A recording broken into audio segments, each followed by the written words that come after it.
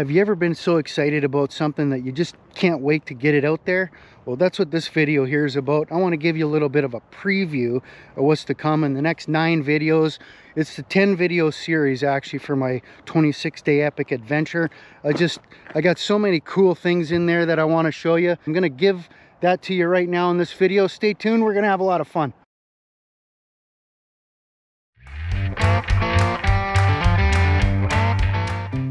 Well, we landed in Cape Disappointment, and it was a little disappointing that the rain was there second day. So first day was good. We went out on the beach at the campground. Here I cut out a whole bunch of the carcasses from the crabs that the seagulls had been picking away at the landlocked crabs here. So yeah, that was quite the bloodbath, could we say? I'm not sure if we can say that or not, but there it is. And yeah, that was a mess to look at. And continuing on, we went on a little walk, and it was a little confusing because this sign right here, I have no idea. We probably studied this thing for 10-15 minutes before we could figure out we could actually go past the thing. We just couldn't go up this little tiny island up here and to the left where that freaking tree is up there. So big deal. Quite frankly, cut the friggin' tree down and get rid of the signs because it's just too confusing. Enjoyed a few of the lighthouse views there, and I was kind of hoping for a little bit more action from the Coast Guard, checking out the vessels coming in, but didn't get to see any drug busts or anything like that, so that was pretty uneventful. And we ended up going to Astoria after because it's right across the big bridge, and we went into the Maritime Museum, which is kind of cool. I ended up going to this Columbia boat here in for a tour, and it was kind of interesting. All the equipment in there might look big to some people, but to an industrial millwright it kind of looks small, but it'll still kind of see the cleanliness, the redundancies of having 2 of everything, 2 boilers, two engines for every single piece that was in there. So it's definitely a cool, worthwhile tour. And of course the Coast Guard was actually loading up the ship to go out, and this is the Maritime Museum here, and all the displays were really well done. This is just a great thing to see. So what you're looking at right here is the county jail where the Goonies was actually filmed. So that was kind of cool to walk in the jail cells here where the kids were all being held while they're waiting for their chance to get out. And this ogre guy here was kept in there for all that time, and you even see the suit where the guy was had all the gadgets, so that's cool. Inside we had a chance to do some acting in front of the TV cameras. The sound really sucked, but anyways, it was a chance to do that too. Well, next we ended up at Mount Rainier, and I remember coming around the one corner here and seeing this right here for the first time, and wow, it was just really cool. It was just so big, so clear. It was just absolutely majestic.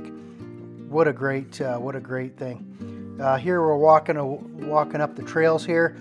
Definitely could have used some spikes on our boots, but didn't have any.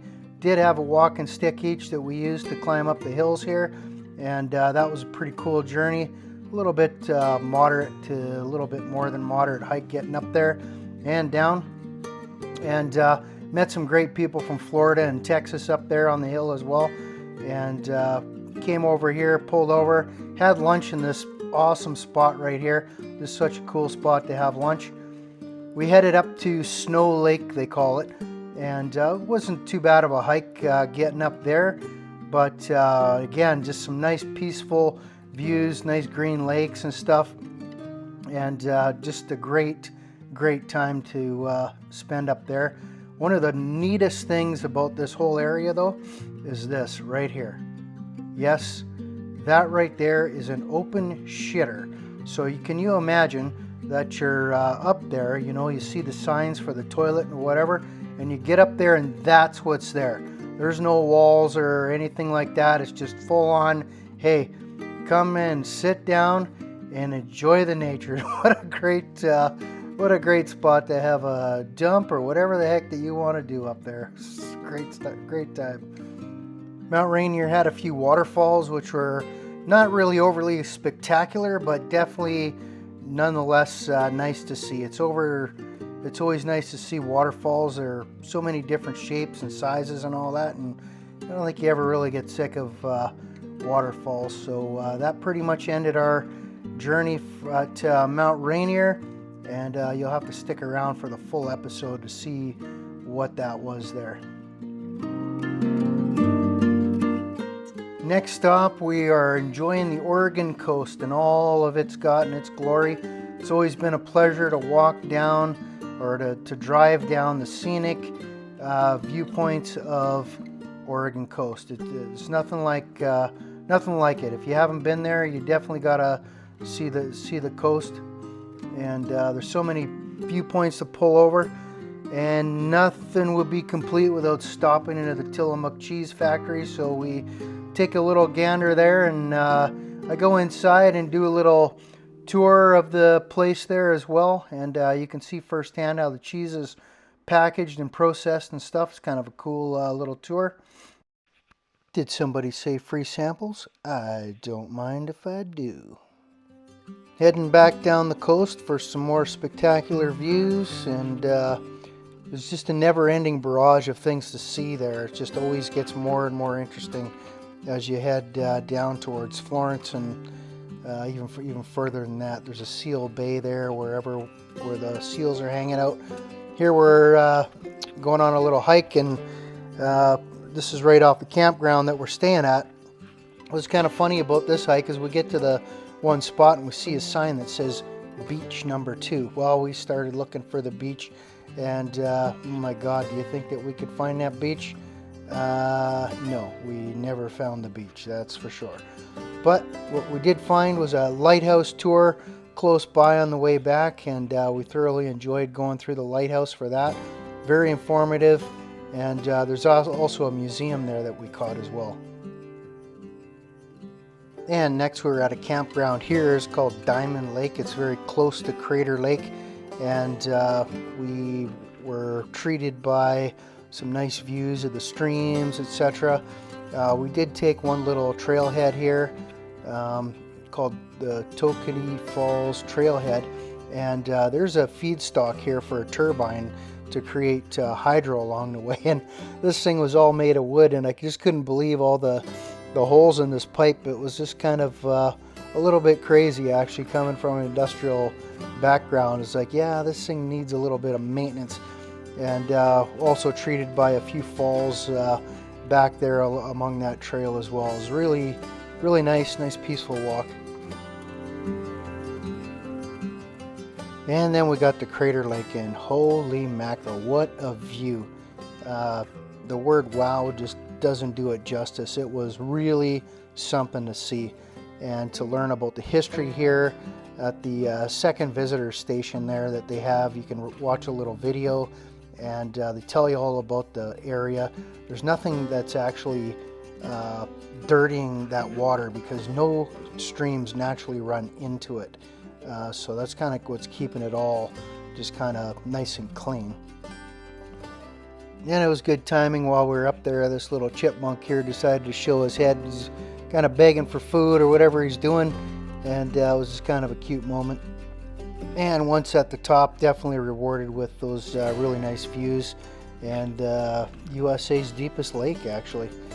Here are just kind of showing that you can see all these vantage points and all these gorgeous views right from your vehicle, actually. You don't have to go very far to look down and see these super nice vantage points right from the road. So pretty amazing. And the next stop for us was Grand Teton, I don't know how you say it. Maybe you can tell me how to say it in the comments. Jenny Lake is definitely one of the major attractions that people come to see here. If you want to get on this boat, like, you've got to get there early. I would say it's got to be your first stop, actually, if you're heading that way. We opted to buy a one-way ticket, so we took the boat there and walked back. It was about a 3-kilometer walk, 3 easy kilometers, I'd say. And we did a hike up to what they call Inspiration Point. Very nice viewpoint up there. Seen a little bit of wildlife, some waterfalls and whatnot, and really nice hike. And as you're going around the park, you run over this dam here, tons of parking. If you've never actually seen a dam or wondered how one worked, stop in there and take a look, because it's pretty simple, but it's pretty amazing to see that much water blowing through there as well.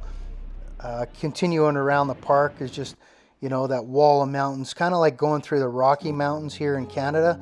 You just got that wall. Up here was that first kind of real wide open space that we got a good view of, and that was pretty amazing to see. So that was it for Grand Teton. Remember, these are just a very shortcut version of all of these 9 videos to come, and I hope that you're going to tune in and see all of these videos with me.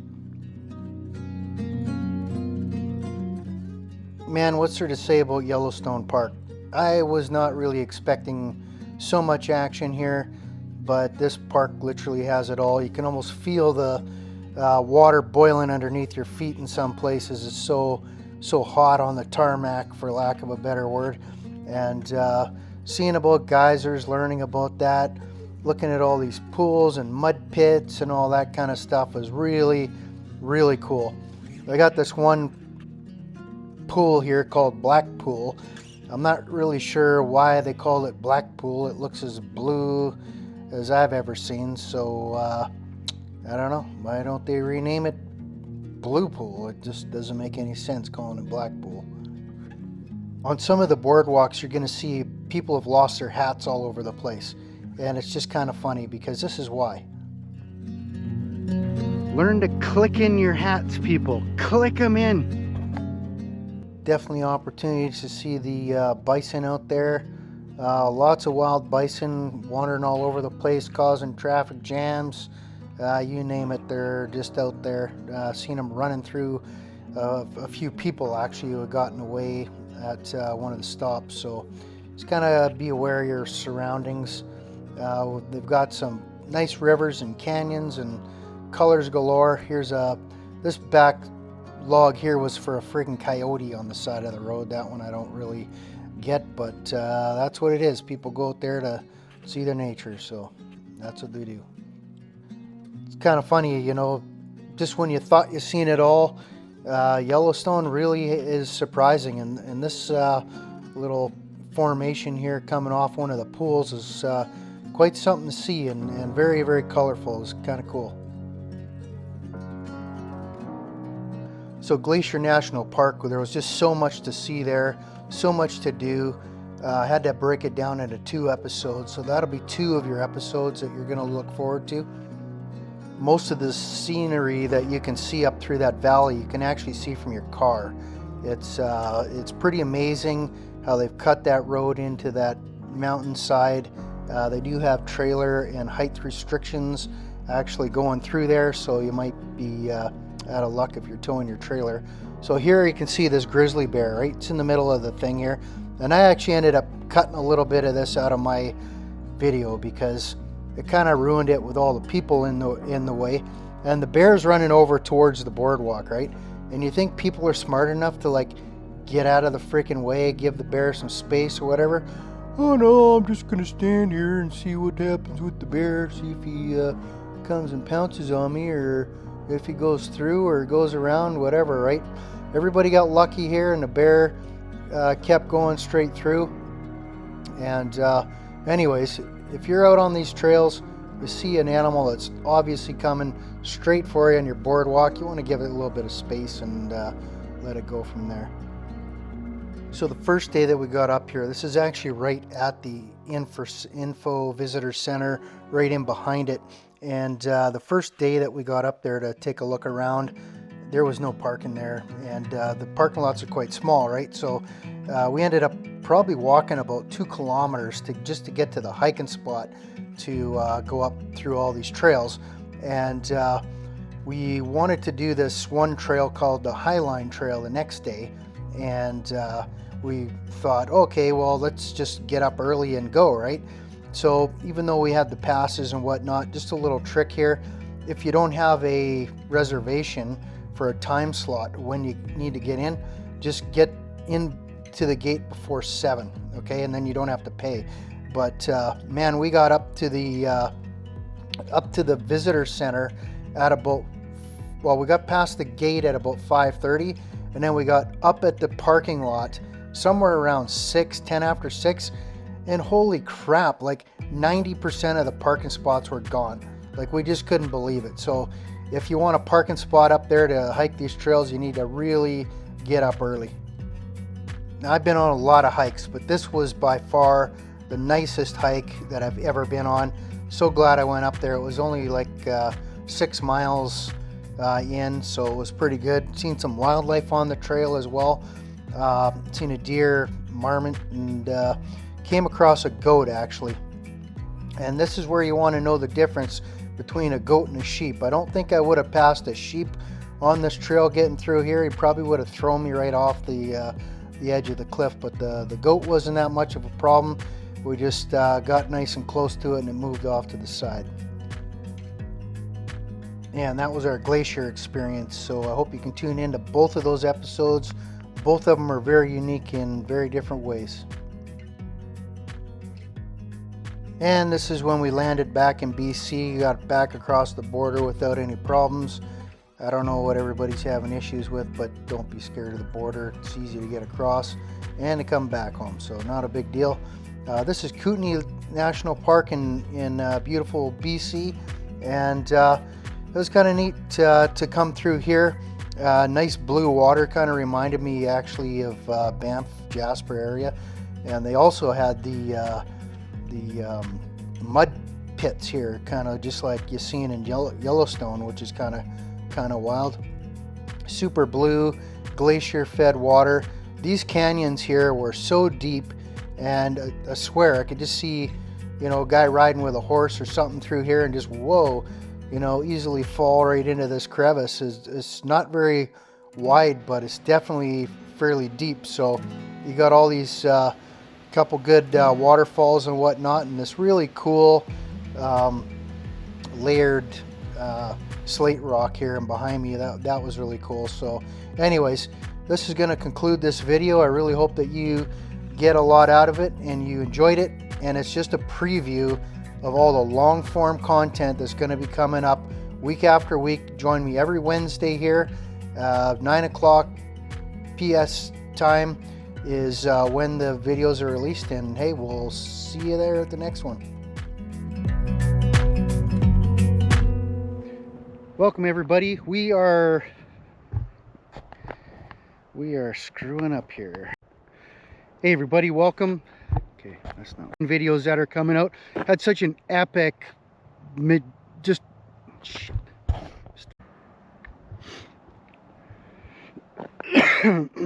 oops, we're recording. GoPro, stop recording. Hey everybody, I was watching my last video there, and I just can't help but be contained here. No, not contained. Shit.